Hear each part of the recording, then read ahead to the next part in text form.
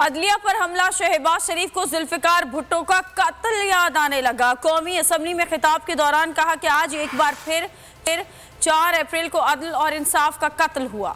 आज ही के दिन जुल्फिकार अली भुट्टो का अदालती कत्ल हुआ था।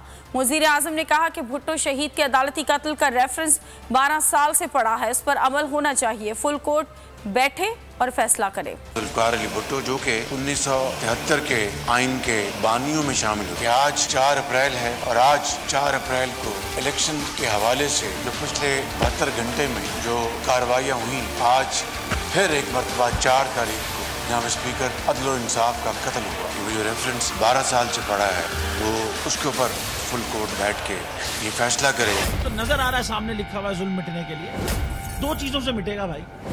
एक, अदल की कुर्सी पे जो लोग बैठते हैं ना, वो अदल के हिसाब से फैसले करने लगे। दूसरा, कौम निकल खड़ी हो जुल्म के खिलाफ, तो जुल्म खत्म हो जाएगा। या इन दोनों में से कोई एक चीज हो जाए या दोनों हो जाए। अगर 420 का मुकदमा था, उस वक्त अदलिया में जो लोग बैठे हुए केस देख रहे थे, वो पूछते ना यार चीट हुआ कौन है। जब उनको दिखता कोई चीट नहीं हुआ, केस खत्म कर देते। तो जालिम जुल्म कर ही नहीं पाता। 9 जजेस ने नोट बिफोर किया मेरे केस को यार, 1.5 साल चला। शख्सी जमानत का केस, सेम केस इस्लामाबाद में कर दिया। एक ही इल्जाम पे 2 केस हो नहीं सकते भाई।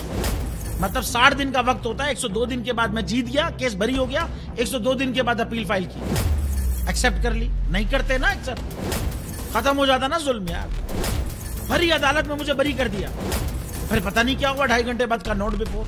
मैं नहीं सुनता ये केस, खड़े रहते अपने फैसले, मिट जाता जुल्म। अल्लाह ताला ने बिठाया इन कुर्सियों पे इनको यार, ये अल्लाह ताला की तरफ से फैसले करने हैं। तो या तो ये फैसले आएंगे, जुल्म मिट जाएगा, या कौम खड़ी हो जाएगी जुल्म के खिलाफ।